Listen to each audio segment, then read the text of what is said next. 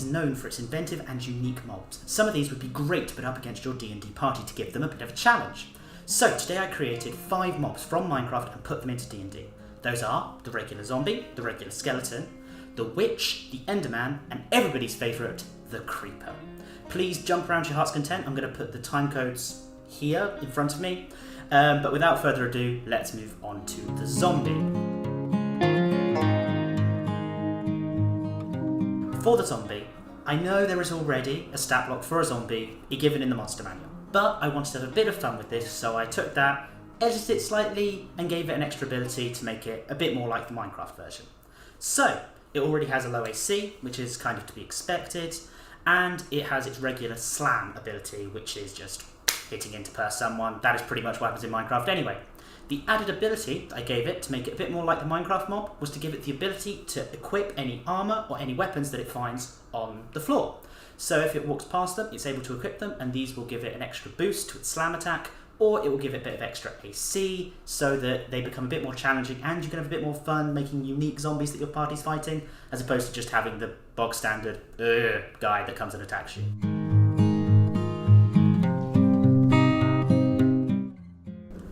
So, similarly to the zombie, the skeleton already has a stat block in D&D. However, that's a little bit generic, so we wanted to give it some special abilities to make it a bit more Minecraft-like. The first of these is to give it a short bow, because every skeleton in Minecraft has got a short bow. However, we wanted to make this a bit exciting, so instead of having a generic short bow, you have the option to give it some of the enchantments that you find in Minecraft, that be flame, punch, or power.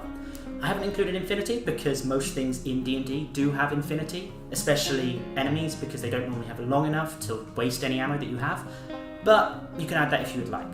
Here it's a bit of extra fire damage for flame, a bit of extra damage for power, and punch gives them a little bit of a knockback, maybe 5, 10 foot, whatever.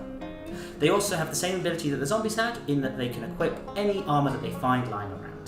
I hope that makes sense, but now we're going to move on to some of the more exciting ones that don't have one already in D&D.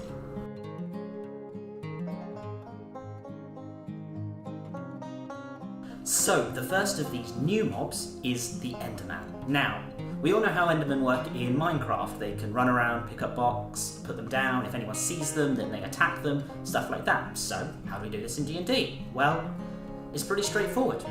The Enderman has got the ability to interact with items and blocks and things and can pick them up and put them down. They can also teleport anywhere within 30 feet of them as an action. And the final thing they can do is slam. They can attack you with whatever they're holding or just their fists if they're feeling like it. They have 2 extra abilities to kind of show what else happens in Minecraft. They have the painfully shy trait or ability, which means that if anyone looks at them, then they will immediately become hostile and try to kill that person. And finally, they have the ability to drop an ender pearl upon death. Now, this is an item that you could create in your game, which when an enderman dies and drops it, you can then pick it up and throw it to teleport to wherever you want to go. I hope that makes sense. We're going to move on to the next one.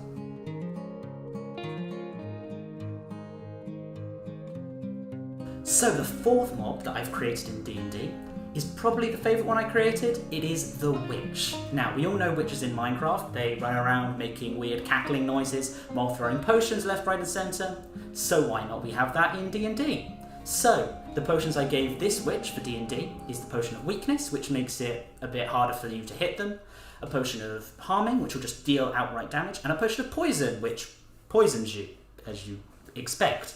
The witch also has the ability to heal herself using a healing potion, as you'd expect, and therefore she can do all these sort of things. She doesn't have a melee attack, but neither does the witch in Minecraft, so if you get close to her, then she's probably easy to take out. However, if you mix her with a few other mobs, then she becomes a real nightmare.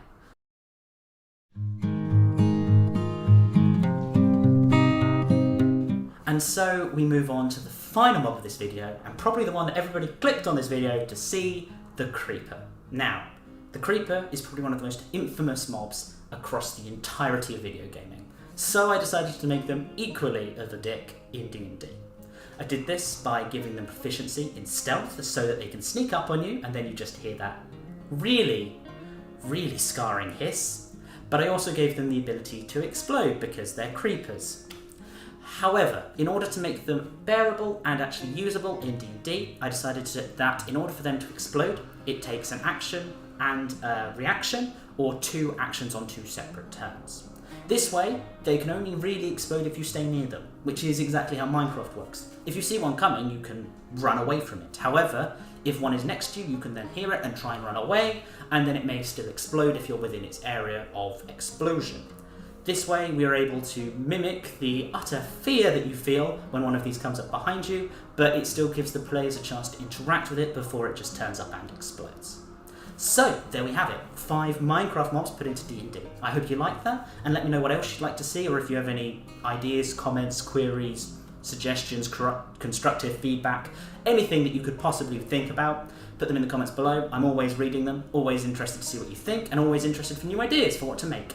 But without further ado, please like, please subscribe, please all those lovely things, and I'll see you next time. Ta-ra.